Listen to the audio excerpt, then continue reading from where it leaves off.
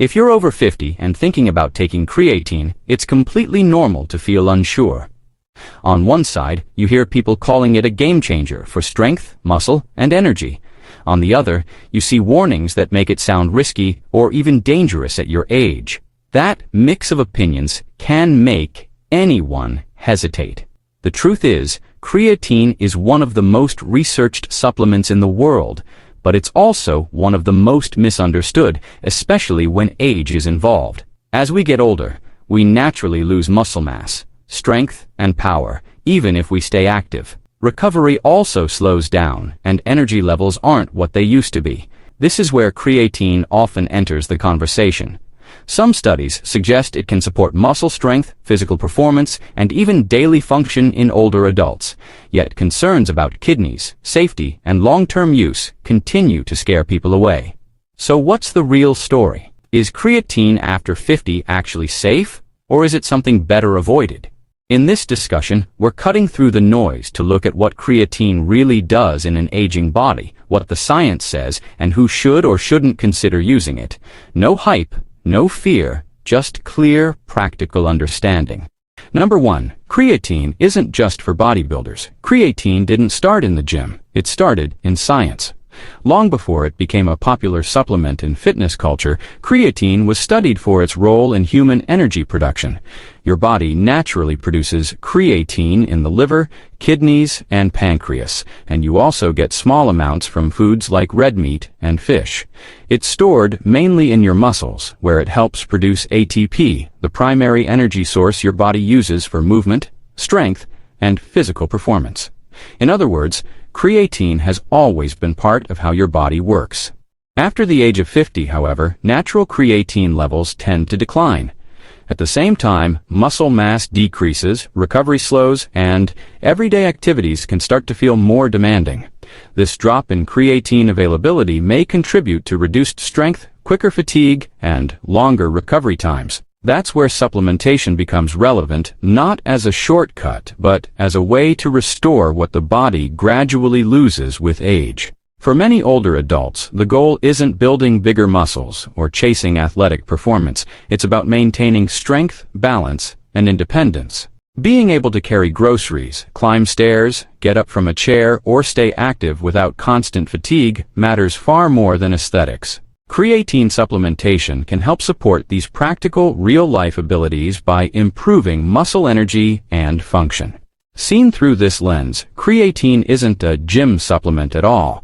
It's a scientifically studied compound that helps aging bodies stay capable, resilient, and functional, which is exactly what most people want as they get older.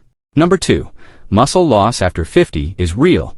Doing nothing is often riskier than supplementing, especially after age 50. As we get older, muscle loss doesn't just continue, it accelerates. This process, known as age-related muscle decline, can quietly reduce strength, balance, and mobility year after year. The real danger isn't a supplement like creatine, it's inactivity combined with gradual muscle loss. When muscles weaken, everyday tasks like climbing stairs, carrying groceries, or getting up from a chair become harder than they should be. Creatine plays a supportive role in slowing this decline. It helps muscles store more readily available energy, which makes movement feel easier and less draining. This matters even if you never step foot in a gym. Simple activities like walking, light resistance training, bodyweight exercises, or even household chores become more effective when your muscles have better energy support. You're not forcing your body to work harder. You're helping it work smarter. This doesn't mean lifting heavy weights or training like an athlete. In fact, creatine works well alongside gentle, consistent movement. Light dumbbells, resistance bands, or controlled bodyweight exercises are often enough to stimulate muscle and maintain strength when creatine is present. Even regular walking becomes more productive because your muscles recover faster and fatigue less quickly. The key takeaway is this: doing nothing allows muscle loss to progress unchecked. Supporting your body with proper nutrition, light activity, and tools like creatine helps preserve strength and independence. It's not about pushing limits. It's about protecting your ability to move confidently and live actively for years to come. Number 3. The kidney fear is mostly misunderstood. This is the biggest myth around creatine, and it has scared countless people away from a supplement that could actually help them. Many assume creatine automatically damages the kidneys, especially as you get older. In reality, decades of research show that creatine is safe for healthy individuals, including older adults, when taken at recommended doses. This fear usually comes from confusion around blood test results, not from real evidence of harm. Creatine can raise creatinine levels in the blood, which is a waste marker doctors often use to assess kidney function. That sounds alarming, but higher creatinine from supplementation doesn't mean your kidneys are damaged. It simply reflects increased creatine turnover in the body. When hydration is adequate and dosing stays reasonable, kidneys handle creatine just fine in healthy people. The key factors are moderation and hydration. A daily dose of around 3 to 5 grams is enough to saturate muscles and deliver benefits without unnecessary strain. Drinking enough fluids helps your kidneys process waste efficiently and prevents discomfort like cramps or headaches that people sometimes wrongly blame on creatine itself. That said, context matters. If someone already has kidney disease, reduced kidney function, or a medical condition affecting fluid balance, creatine supplementation should never be a self-experiment. In those cases, medical guidance is essential before using it. For everyone else, the real risk isn't creatine.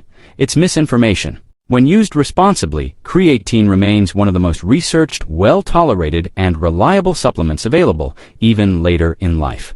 Number 4. Dosage matters more as you age. More is not better after 50, and this is where many people go wrong. When they hear about creatine, they often assume bigger doses mean faster or stronger results. In reality, your body can only use so much at a time. Once your muscles are saturated, extra creatine doesn't provide additional benefits. It just increases the chance of side effects. Loading phases and oversized scoops may work for some younger athletes, but they're rarely necessary later in life. After 50, digestion, hydration needs, and recovery all change slightly. Taking too much creatine too quickly can lead to bloating, stomach discomfort, or loose stools, which makes people think creatine doesn't agree with them. The problem isn't creatine, it's the dose. A simple 3 to 5 grams per day is enough to slowly and safely saturate your muscles. This steady approach supports strength, energy, and recovery without stressing your digestive system. It may take a little longer to feel the full effects compared to aggressive loading, but the end result is the same, just more comfortable and sustainable. Consistency matters far more than quantity. Taking a moderate dose every day keeps muscle creatine levels stable, which is what actually improves performance and recovery over time. Skipping days or constantly changing doses only slows progress. When it comes to creatine after 50, simple and consistent always wins. Stick to the basics, listen to your body, and let time do the work. Number 5. Hydration becomes non-negotiable. Creatine changes how your muscles use water, and this detail becomes more important as we age. Inside your muscles, creatine pulls water into the muscle cells, helping them stay fuller, stronger, and better hydrated where it matters most. This is one of the reasons creatine supports performance and recovery. But there's a catch that many people over 50 don't realize right away. As we get older, thirst signals naturally become weaker. You may not feel thirsty, even when your body actually needs more fluids. When creatine shifts water into muscle cells and overall fluid intake stays low, the rest of your body can fall behind. That's when headaches, fatigue, muscle cramps, or a general off feeling can show up. Many people blame creatine for these symptoms when the real issue is simple dehydration. Creatine itself doesn't dehydrate you, it just changes where water is stored in the body. If you're not drinking enough, the imbalance becomes noticeable. This is especially common in the first few weeks of supplementation, when your muscles are adapting and pulling in more fluid than usual. The solution isn't complicated. Drink consistently throughout the day, not just around workouts. Pay attention to urine color, energy levels, and how your muscles feel rather than waiting for thirst to kick in. Adding fluids regularly keeps creatine working for you instead of against you. When hydration is handled properly, this warning effect disappears, and creatine becomes smoother, more effective, and easier to tolerate long term. Number 6. Creatine supports the brain too. This benefit surprises most people, especially those who think creatine only belongs in the gym. While it's best known for supporting muscle strength and performance, creatine also plays an important role in brain energy. Your brain relies heavily on ATP, the same energy molecule muscles use to stay sharp, focused, and resilient under stress. Creatine helps regenerate that energy, which is why its effects aren't limited to physical performance alone. Some studies suggest creatine may support mental clarity, improve focus, and reduce feelings of mental fatigue, particularly during long, stressful, or physically demanding days. People often describe feeling more mentally steady rather than stimulated. This isn't the jittery boost you'd get from caffeine. Instead, it's a quieter form of support that helps the brain maintain energy when it would normally feel drained. This effect can be especially relevant as we age. After 50, both physical and cognitive fatigue can appear more easily, even from everyday tasks. Because natural creatine levels decline over time, the brain may not have the same energy buffer it once did. Supplementing can help restore part of that reserve, which is one reason researchers are paying closer attention to creatine in aging populations. It's important to keep expectations realistic. Creatine isn't a cure for memory loss, and it won't turn you into a genius overnight. But by supporting basic cellular energy in the brain, it may help you feel more alert, focused, and mentally resilient, especially when life gets demanding. Number 7. Creatine is a tool, not a solution. This is where most people get it wrong, and it's the reason so many end up disappointed. Creatine is powerful, but it's not a shortcut that overrides poor lifestyle habits. If sleep is inconsistent, movement is minimal, and nutrition is lacking, creatine has very little to work with. It doesn't create progress out of thin air. It supports the processes your body is already using. Creatine works best when it's paired with at least some form of regular movement. That doesn't mean intense workouts or heavy lifting. Even walking, light resistance training, or basic body weight exercises give creatine a reason to do its job. Without movement, the extracellular energy creatine provides simply goes unused. Nutrition matters just as much.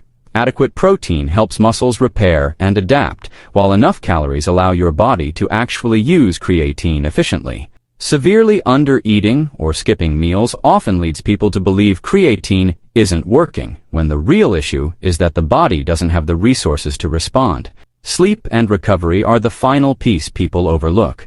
Creatine can support performance and recovery, but it can't undo chronic sleep deprivation. Muscles grow stronger, and the nervous system resets during rest, not during supplementation. The smartest way to think about creatine is as a support system, not a replacement. When basic habits are in place, decent sleep, regular movement, and reasonable nutrition, creatine amplifies the results. Without those foundations, even the best supplement will feel ineffective. So is creatine after 50 really safe? For most healthy adults, the answer is yes when it's used correctly. Creatine is one of the most affordable and well-researched supplements in the world, with decades of studies showing benefits for strength, energy, and physical function. As we age, maintaining muscle, power, and daily independence becomes more important than chasing aesthetics, and creatine can be a valuable support tool for that goal. The real danger isn't creatine itself. It's misinformation, unrealistic expectations, and improper use. Taking excessive doses, ignoring hydration, skipping movement, or expecting instant results are what lead people to think creatine is bad or not for their age. When used consistently in moderate doses and paired with basic healthy habits, creatine can be a simple, effective way to support an aging body. Not a risk to fear, but a tool to understand and use wisely. Now, I want to hear from you. Are you over 50 and considering creatine, or already using it? Would you like a follow-up video on dosage after 60, kidney myths, or common mistakes older adults make with creatine? Leave a comment, like the video, subscribe, and I'll see you in the next one.